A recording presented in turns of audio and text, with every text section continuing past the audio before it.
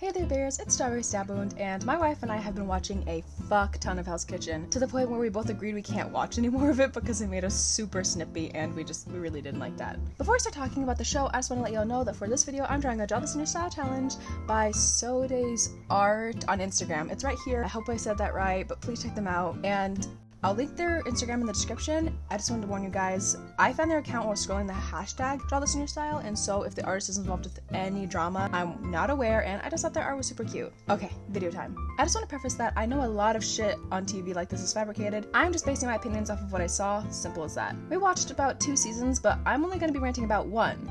That being season 17 All-Stars. Now, for reference, me and my wife only watched season 16 and 17. We tried watching season 10, but we had to stop after like 2 or 3 episodes because we got so pissed off over how awful like all of the cooks were, or most of the cooks were, let me say.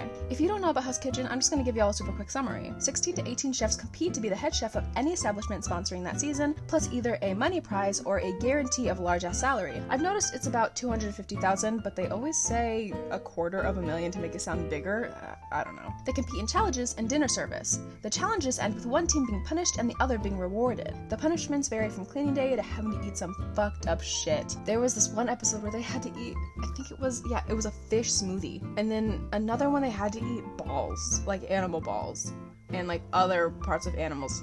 Like, kind of raw. It was disgusting. It was awful. The rewards just mean freedom and a delicious lunch, and sometimes seeing one team constantly punished or rewarded can be exhausting. Cause like, wow, you guys just keep losing? That's so sad. Get better. Cook better. Or when a team you hate keeps winning, like, go fuck yourselves, actually. Oh my god, in season 16, it was so frustrating when the team that my wife and I hated kept winning every fucking episode. They kept winning the challenges, but lost every dinner service. It was incredible. The dinner service, though, is where it gets spicy. Both teams have to cook for their side of the restaurant, and it sounds simple, but these people make sure that it never is. After all the screaming, sweating, and hopes for approval from Sir Ramsay, the team that did worse on dinner service will have to choose 2 people they think deserve to go home, and Gordon will choose 1.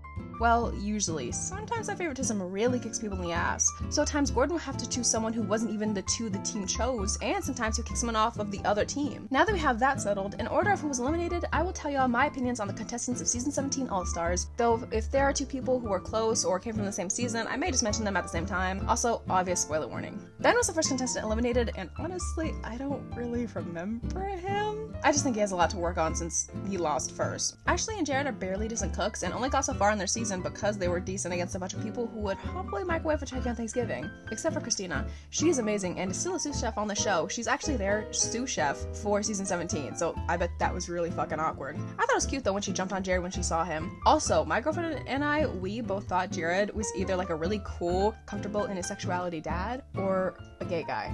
I don't know. He was really, he had a good energy, but then when he pretended that he like cut his finger and that there was blood everywhere, oh my god, that was so funny. Just so you guys get an example of what I'm talking about, I'm just gonna insert the clip here because it made me laugh. Can I get a medic? Medic? Come here. Where is it? It's right there. Stop bleeding, sir. Hey, Rita, come here. He's bleeding to death. He's bleeding to death. You've got a bigger cut on the end of your fucking dick. Emergency, emergency. Come on, buddy. Let me see a Band-Aid real quick. You see that cut? Was it bleeding to death? No, chef. Because it was fucking there. Can I get us some sandy wine, please? Gerard, are you bandaged up? Yes, chef. How many stitches? 17. 0, chef. Hey, do me a favour. Yes, chef. Close up. Yes, chef. Medic! Where was the cut? I'm not sure. I didn't see the cut. Thank you so much. I have blood all over my fucking hand. Where is it? It's right there. It won't stop bleeding, chef. You didn't have a cut, babe. I know I got cut. My towel had blood all over it. I have been a vocal voice in the kitchen. You were vocal? Oh, yeah, you were vocal. It went like this. Medic! That's the only time I heard you use your voice. I cut my finger, chef, and it wouldn't stop bleeding. I spoke to the medic. Jared, he couldn't find the cut. I have a legitimate cut. There's blood. There's visible blood. I'm not gonna cook food with fucking blood on my hand. It's not sanitary. Oh my god, my girlfriend just came and tapped me on the shoulder, and I didn't put this in the script. He also, I'll show you guys here in a second, he kept bringing up having a tie is like kissing your sister. And he never said it was weird. He said, and this quote might be fucked up, but I'll show you guys in a second. It was like, it's not good, it's not bad, it's just awkward. What? Okay, as someone with 4 brothers, I can assure y'all, I would never want to kiss them. It wouldn't be good. It would be bad. And awkward isn't even the word. I can't, what the fuck, okay? And then, like, he kept making comments. He was like, oh, well, another tie, come here, sister, every time they tied. And then he was like, well, I ran out of sisters. Hey, dude, go fuck yourself. I hope you don't have a daughter. That's all I have to say. Okay, here you go. You guys all remember how I feel about ties. It's like kissing your sister. You don't win, you don't lose. It's just fucking awkward. Great, another tie. Hey, sis, come on over. Oh my god, this is ridiculous. Another tie. I'm out of sisters.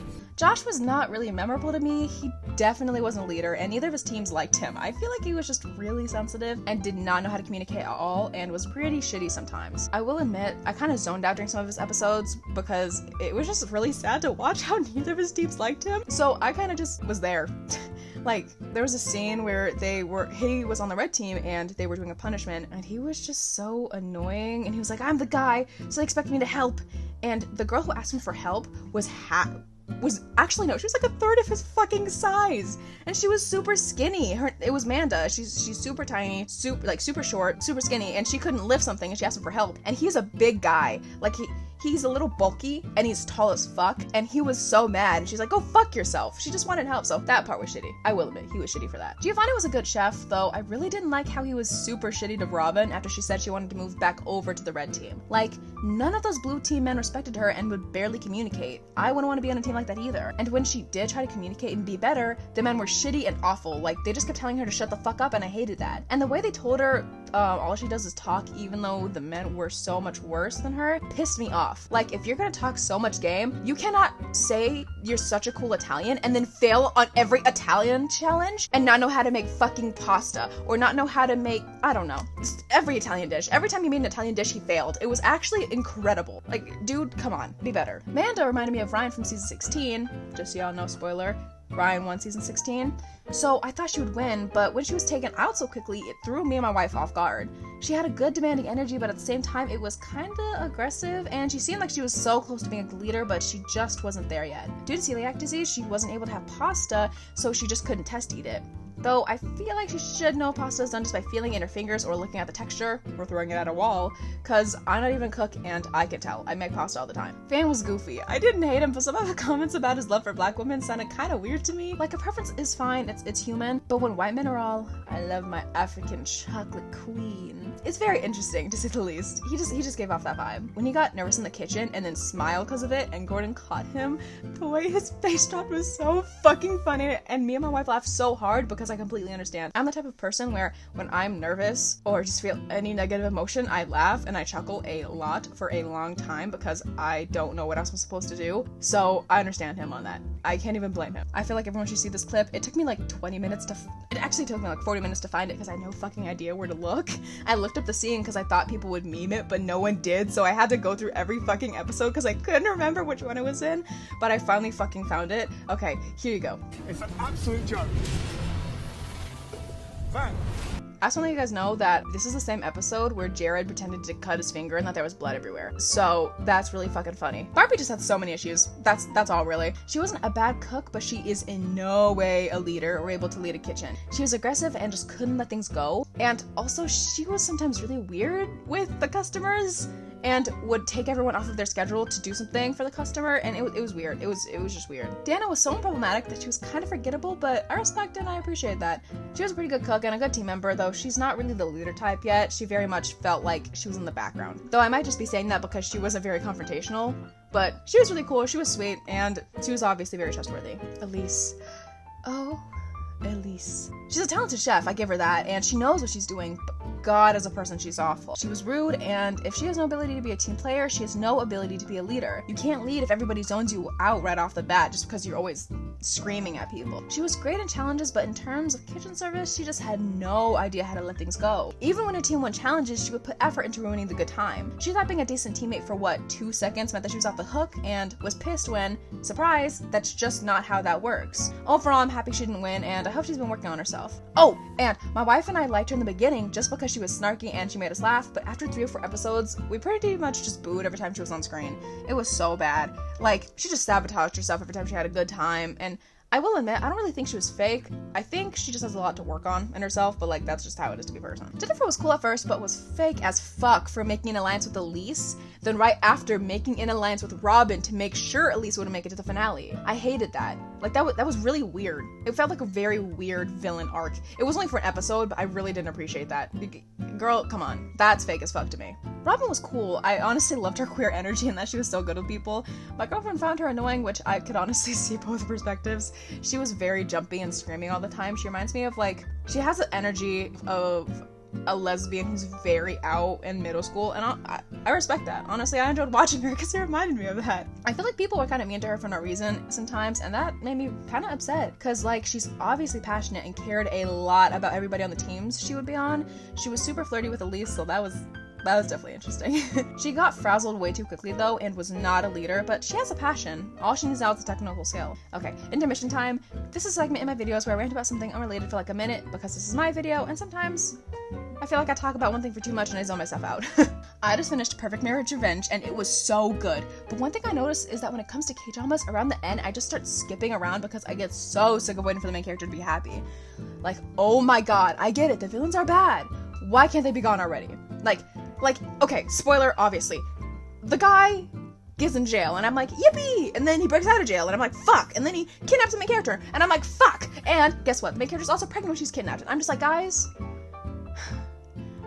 And then she gets a car accident, and I'm just like, and then the main love interest goes into a coma. I'm just so fucking tired. I wish my attention span wasn't like that, but god, sometimes I feel like certain scenes just go on for way too long, or just feel like commercials, kinda. Those are the segments I usually skip. In one scene, she literally makes this protein coffee, and the label is on the mug, even on that mug, yes. And her husband take a sip and go, wow, this is so good. And my girlfriend pointed this out, they looked sick, like they were waiting to spit it out, or like it was still in their mouth because they really didn't want to swallow it. And then there was another scene where she did that with her grandfather and her father.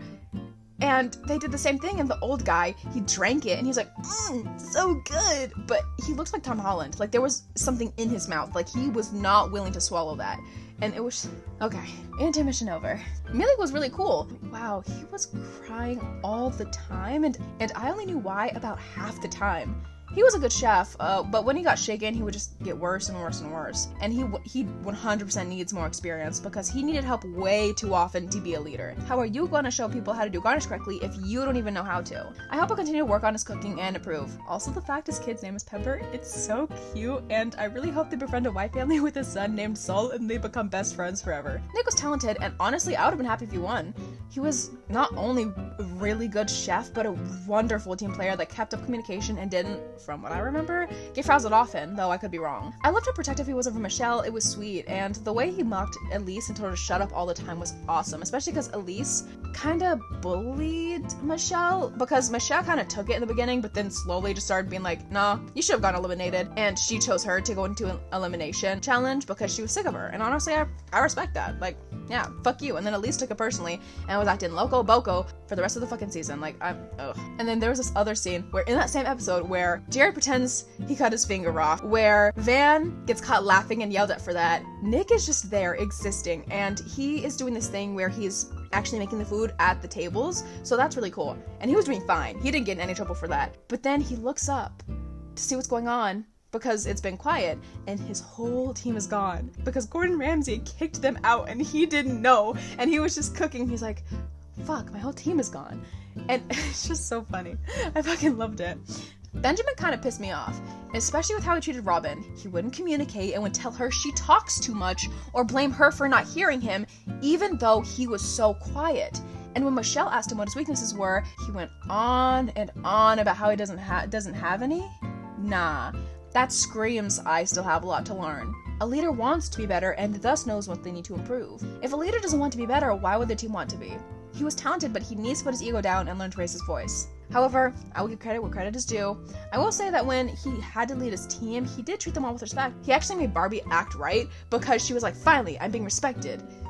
So, yeah. good on him for that. Michelle! She 100% deserved that win, and I do not care. She not only grew throughout the show, but it was so obvious that after her previous season, she put in work, and I was so proud of her for it. She started the season pretty meek, but after Elise was just being an asshole, she finally stopped dealing with the shit and stepped up to it. She has a skill, and she has a passion. She was so fun to watch, and when Michelle would stand up for herself and say out-of-pocket shit, me and my wife loved it. Her friendship with Nick was also super sweet, and the way they supported each other throughout the season was super cute. They were hugging, they were just supportive, they were there. I loved it. And then when he was obviously the first person she chose to be on her team for the finale, I loved it so much. Overall, I loved her, and I had a great time watching her journey. And the anger on Lisa's face when Michelle won, I bet that was so worth it for her. Though, I will say, sad news, me and my girlfriend actually did some research on it, and this happened right before COVID, I think like 2017. So she was there for a few years, and then she had to actually leave due to COVID because, so that really sucks. I hope she's doing well now. She deserves the world. She was really fun to watch.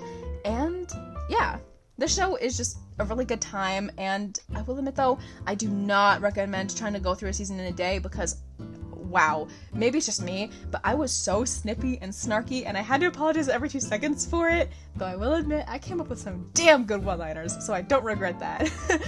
Watching shows with my wife is like my main love language, so if y'all have any more shows we can watch together, leave them in the comments below. Unless they're in another language, because I hate dub, and my wife, in her own words, is a very slow reader. I hope the rest of your day is pretty and fun. Go watch something that makes you happy. Bye-bye! Okay, so I was supposed to post this video before my birthday, but then I listened to it and the audio was ass, and then I just got lazy and I didn't do it, so it's actually the day after my birthday. Yeah, my birthday was the 1st of February. That was fun. Wish me happy birthday. I got some really sweet comments from people, and it actually made me happy because I got them on my birthday. It was on another video, but I always appreciate comments like that. They make my day. They said that they thought I would have like at least 1,000 subscribers, but I don't. So we should totally make that come true. Yeah. Anyways, me and my girlfriend also, I'm just gonna talk about my birthday. I don't care. You don't have to listen to this. But my girlfriend and I yesterday had like a really, really fun birthday date. We went out to see Anybody But You, and it was wonderful because it was raining and it was a Thursday, so no one was fucking there. And I got to yell at the screen, which was so fun. I love being obnoxious because it's not like I was affecting anyone. My girlfriend kept freaking out because she thought there was someone there, so she didn't want me to get in trouble, but no one was. I kept screaming. I didn't care. And she got me that super cute bedazzled Mean Girls cup because obviously I'm not gonna have the Starbucks one. I have an old Starbucks cup, but I didn't buy it. My mom did, and I don't use it anymore because, I support Palestine because I'm a good person. So she got me the Mean Girls one, and it's bedazzled, and it's my favorite cup ever, and I'm actually using it right now. So that was fun. And she got me 3 art books. She got me the Puss in Boots one, the Tangled one, and Legend of Korra. 3 of my favorite pieces of media, if that tells you how much of a lesbian I really am. Yeah, so that was really fun. She got me this really cute plush. Overall, I had a really good day, and I got a fuck ton of Filipino food.